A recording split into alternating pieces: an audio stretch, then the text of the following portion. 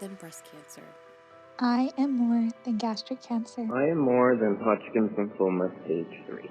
I am more than Lynch syndrome. I am more than metastatic male breast cancer. I'm more than PMDD. I am more than diabetes. I am more than lupus. I am more than FAP. Welcome to More Than a Diagnosis. I'm Den. And I'm Jess. This podcast is about so much more than cancer, chronic illness, or the labels we've been given. It's about reclaiming our lives, finding community, and thriving in ways we never thought possible. Whether you're a patient, a caregiver, or just someone curious about what it means to live beyond a diagnosis, we're so glad you're here.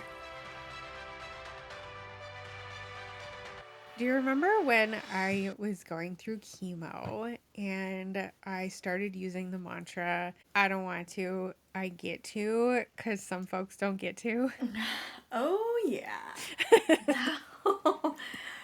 That one hit hard. Mm-hmm. And I still remember the first time you said it. I remember just sitting there and I was, whoa. Okay, you're onto something there. Because, I get it, at that time you were going through chemo and you were, struggling with all the side effects and whatnot. Mm-hmm. But it hit me that it wasn't just about chemo. Yeah. It's about everything. Yep. So true. It started with treatment, but it turned into this thing that we can't seem to escape. I feel like us. It literally haunts us. I feel like we can't say, I don't want to, without automatically thinking, but you get to. Yep. Oh my goodness.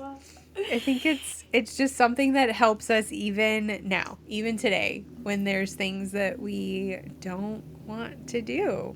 Because I feel like the latter part of that, because some folks don't get to, it's something that hits so close to home now. Absolutely. And the part I love the most is it's not about pretending that everything is easy. Yeah. It's not about toxic positivity. Mm-hmm.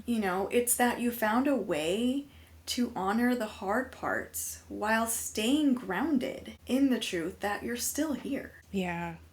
So today we're going to be digging into that mantra and really the power of perspective, especially when our body's in revolt and when our life feels like it's being held together by some duct tape.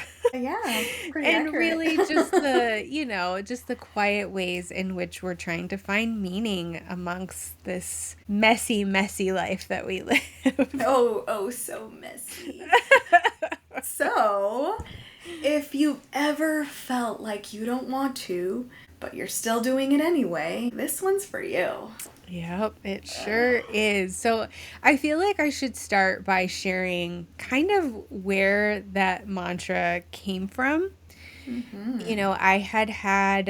I want to say I had 1 or 2 rounds of chemo. I can't remember. I know I have a video on TikTok about it. I'll have to go back and look at it. But I remember thinking the night before I had to go to my next chemo that I really didn't want to go. Like, I did not want to get up in the morning and go to chemo because I had gotten to the point after a round of chemo where I actually started to feel okay. Like, every now and then the symptoms would pop up, but I was feeling decent, Mm-hmm. I was getting to go out to the store. I was getting to do all this stuff.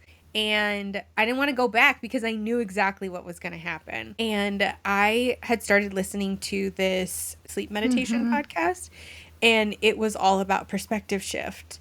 And it was about, shifting how you look at things. And it hit me that it was like, yeah, I don't want to do this, but I get to do this. And then it went further than that. Not only do I get to do this, but there are folks who don't get to do this anymore, whether it's because their treatment stopped working, because they passed away, because they don't have access to treatment. And I feel like that is a huge thing that helped to shift my perspective, especially during chemo. I bet. Did you believe that mantra right away, or did it eventually just kind of grow on you? You know, I feel like it was kind of a fake it till you make it. Oh, I know that too, all too well. Like, you know, I heard her on the podcast, I heard her talk about this idea of shifting the narrative of like not wanting to do something and like but I get to do it, right? Like I don't want to do the dishes, but I have the physical ability to get up and do the dishes. And I just remember thinking, well, that's nice. Like, oh, for me, that's nice. But then I really started to try to sit with it, and I was like, you know what? When you shift your thoughts around this, you really can't escape it, right? Do you know that feeling where it's like you have that moment where you're like, oh, yeah. Oh. Huh. Oh, okay. Because I feel like what happens then is that we get shifted from this like duty or this thing we have to do to being grateful that we get to do it. And there's like a huge perspective shift that comes when we shift to a place of gratitude, which is weird to think about because do you really want to be grateful to go sit in a chemo chair and get pumped full of toxic medication that's going to make you feel like crap? And, you know, speaking of gratitude and toxic positivity, well, it's interesting because I feel that oftentimes it's so easy to use gratitude as a tool. Yeah. And basically weaponize, turning it into toxic positivity. And there's a huge difference between the two. Oh, yeah. Speak on it. Speak on it. There's a really, really big difference.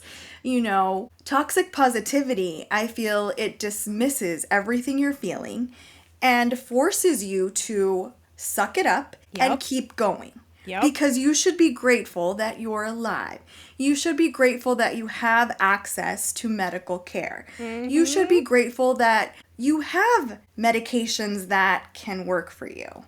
You should be grateful. Oh, the list is endless. You can and keep going. Unfortunately, it invalidates everything we feel. That part. We can be grateful. Yes. We can be grateful and still be in the thick of it and feel crappy. Yes. And still not want to do it. Exactly. And still not want to do it. Both things can exist at once. Yes. Yes. You know? And oftentimes it seems like it's one or the other. What do you think about all this? Oh my gosh. That's so, I mean, like you hit the nail on the head because so often when it comes to cancer and chronic illness, we are put in this position as patients that we should be grateful. Like you said, we should be grateful that at least we get to do treatment, right?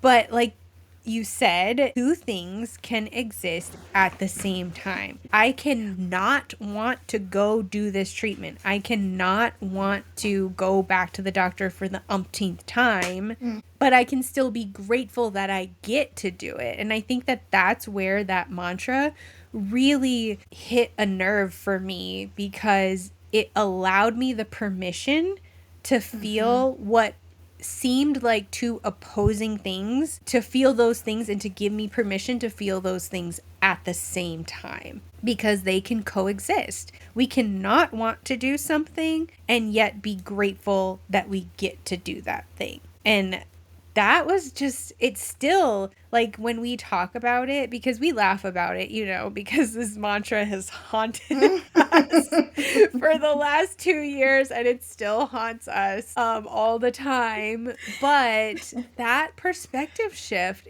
was probably a huge, huge turning point for me in my treatment. Like huge, huge, huge. I feel like gratitude holds space for what we're feeling. You know, because it's easy to get into that toxic positivity and deny pain, deny nausea, deny the fact that we just feel really icky. Yeah.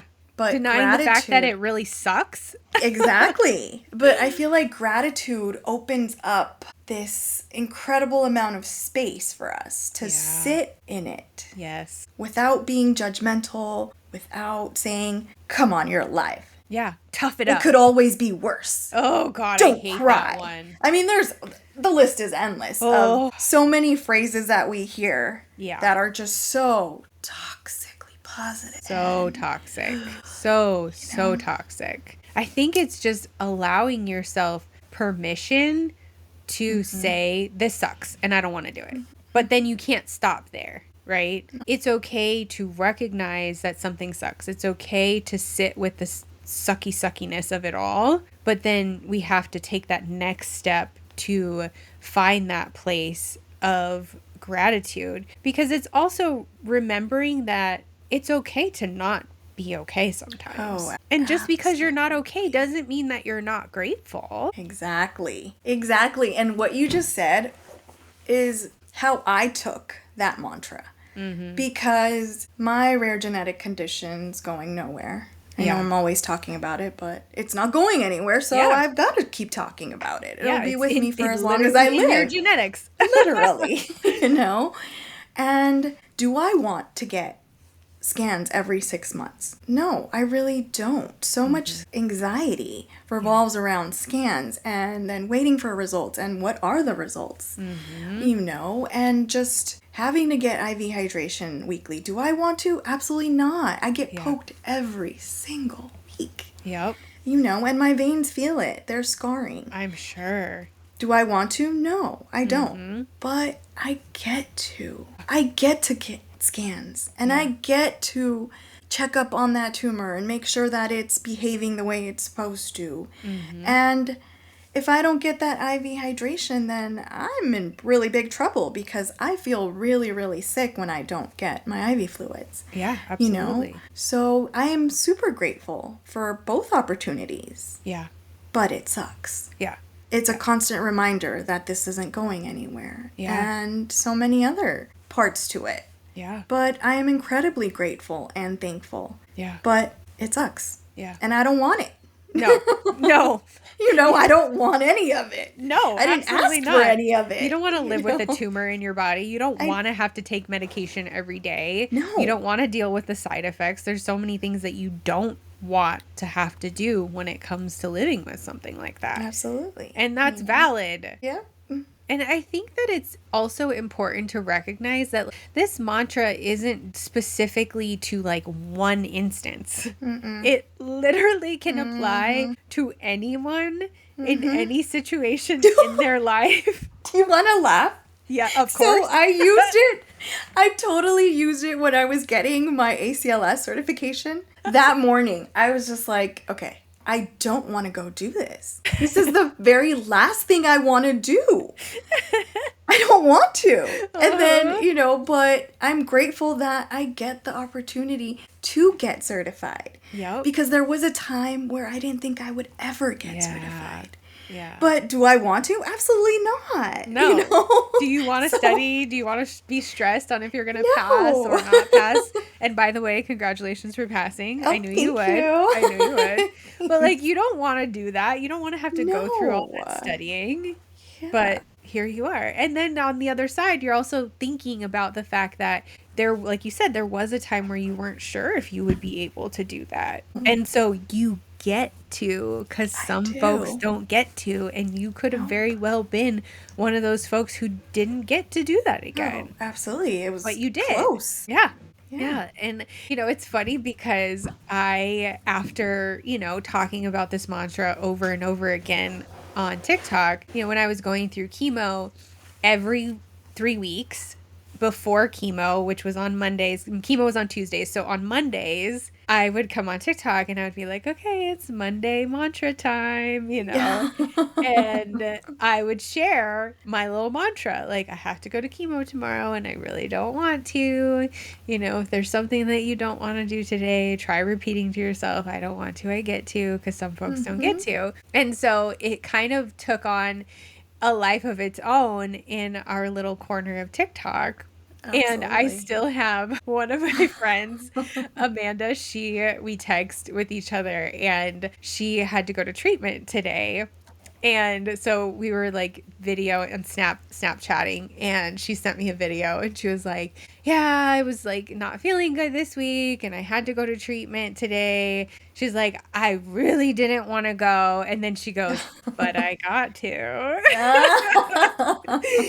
And it's like, especially with my friends who've been around since the treatment days and who remember those videos, like, it's still this kind of running joke of every time one of us says I don't want to, then somebody always replies, but you get to. I mean, like, it even took on a life of its own in my house with my girls and Mark, and like we all say it to each other, and it ends up being kind of a funny joke, but on the other side of it, it's like, well, it actually hits. It does, because I feel like it forces you to change your perspective. Yes. And we know that perspective is everything. Absolutely. Looking at a glass half empty versus half full makes a tremendous amount of difference. Yes. It absolutely does. Like, and I feel like we could talk about this for a really long time, and I feel like we say this on every episode, but this can be an episode of its own. Stay tuned, because it will be. But I feel like you probably already know what I'm going to say, too. Yep. But I feel like with this mantra, it opens up the door to radical acceptance. Absolutely. And I think that's where the shift happened for me, was this mantra opened up this idea of radical acceptance. Yeah. The fact that you really can't do anything to change it. It's out of your hands. And truly the only way to get there is to radically accept that this is the way, even though you don't want to. But this is the way. Because how many things happen in our life that are things that we don't want to do, that we don't really have much say over whether we do them or not, right? Like, if we don't do the thing, there's consequences. So we kind of have to do the thing. But I don't know if you feel this way, but I feel like when I look at something as an I get to versus an I have to. Oh, big difference. Right? Big difference. Like, it I have to pay bills. I have to do the laundry. I have to cook dinner. I have to do the dishes. Like, oh, so true. That's it, like, funny puts you you in a mood, right? Yes. That's so funny, because I had to declutter the other day, and I'm like, I don't want to do this. And I kid you not, but Ivan was like, but you get to. And I'm like, you absolutely did not use the mantra against me when it comes to decluttering. What? But it's so true. There are so many people who are so chronically ill that they cannot actually do laundry. Or wipe a counter down. Or sweep. Something that, oftentimes we do take for granted. Oh, absolutely. Or totally complain about having to take breaks during. But even with breaks, we're still able to do those tasks. Yeah, absolutely. Well, and you think about, if you are chronically ill and you've been through those times where it's hard and you haven't been able to get out of bed, or it's a high pain day, then you have been in that position where you can't and you don't get to. I remember going through chemo and being in the thick of it and not hardly being able to get out of bed and looking forward to the day where I could be in the kitchen again and cooking for my family or helping do the dishes. And now, I'm on the other side of it, and I find myself sometimes like, oh, I have to cook again. But then I'm like, wait a second. You get to do this. And do you remember when you didn't get to do this? But you see what you just did, right? You stopped and you basically became aware of your thoughts and of that perspective shifting. And I think that's also really key, being mindful and aware. Yes. Those make a humongous difference. Yep. Mindfulness is... Oh, man. Like perspective shift and mindfulness and radical acceptance. I feel like those are the big three that got me through the hardest times of my life, going through treatment. And now on the other side of it, dealing with chronic illness, dealing with these issues that I'm having. You know, right now I'm physically not well. I don't feel well at all. I am off the medication that I was on. The rheumatologist wants me to cold turkey it and get to a point, her words, get to the point where I feel like I might end up in the ER before we do blood work to figure out exactly what's going on with me. I don't want to do this. Absolutely. I do not feel well.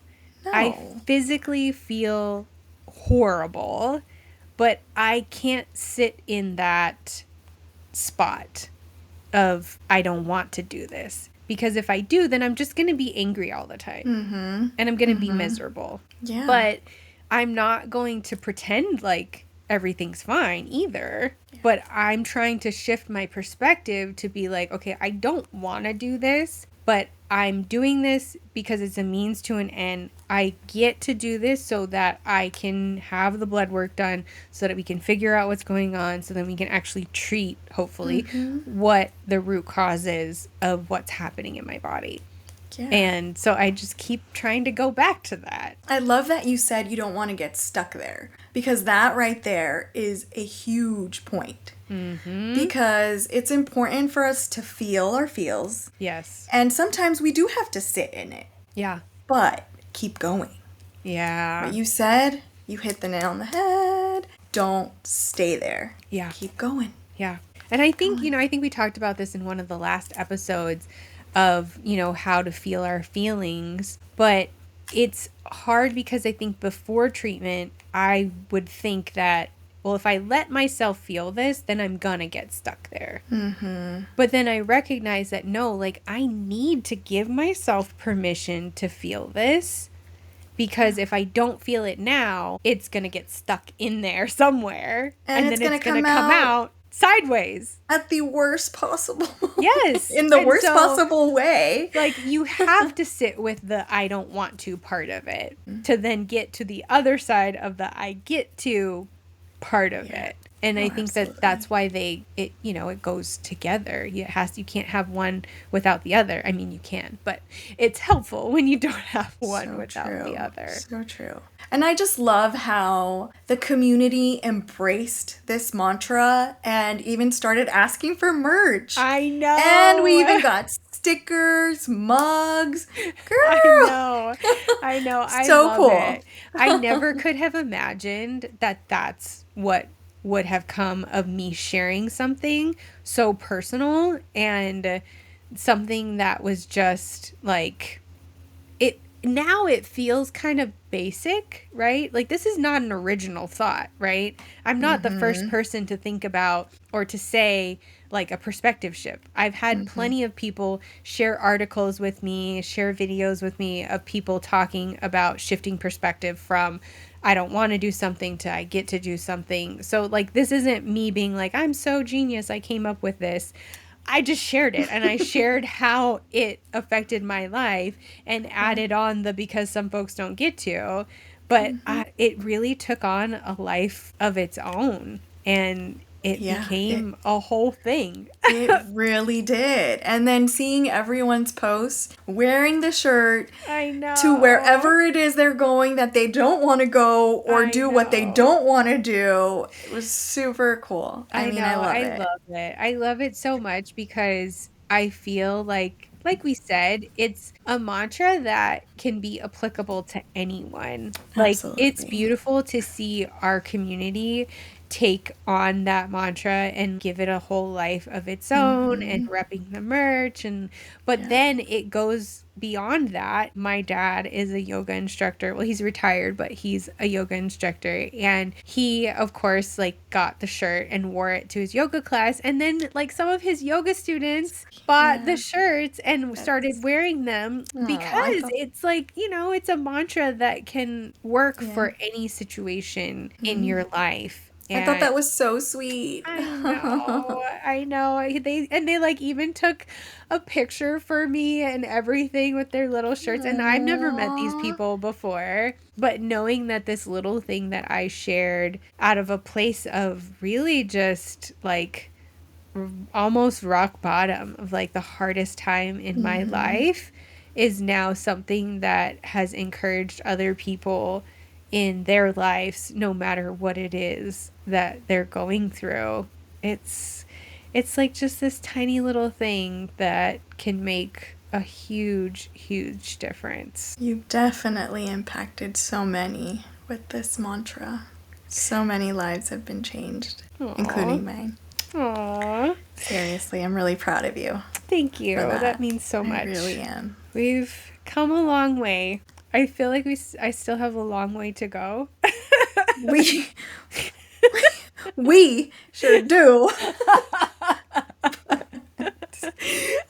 One baby step at a time. Literally, just like we were talking about before we started recording. I'm like, okay, today it is June 4th. And when this episode comes out, it'll probably be like over a month from now. And I was saying, okay, when we listen to this episode, when it launches, we're going to be thinking, we were really in the thick of it then. Yep. We were taking our own advice. Literally, when we were talking about which episode should we record today, I was like, you know what? I think this one is really applicable to what we're both going through right now. How about let's bring back the mantra and add that towards the end of our season and kind of bring it full circle of talking about all the things. Definitely. I think it was the perfect addition. Truly. I think so too. Truly. I think so too. Love that your mantra doesn't ask you to pretend that it's easy. It just asks you to remember why you keep going. That's so true. And like we said, I still use this now, even outside of treatment. I get to rest. I got to show up for my kids in these big things that they've accomplished this year. I get to have hard conversations because there was a time I didn't know if I'd be here to do any of that. And whether it's I get to or even something else that grounds you, what matters is that it's yours. Yeah, and if today is a I don't want to kind of day, that's okay too. Just know that you're not alone in any of this. Thanks for joining us on More Than a Diagnosis. We hope today's conversation left you feeling seen, heard, and maybe even a little more connected. If you enjoyed this episode, don't forget to subscribe, leave a review, and share it with someone who might need it. And if you're looking for a place to connect with others who truly get it, join our support circle at morethanadiagnosis.org, where we will continue this conversation. It's free, it's welcoming, and it's built for you. Because no one should have to navigate this alone. Until next time, keep living, keep growing, and remember, you are more than a diagnosis.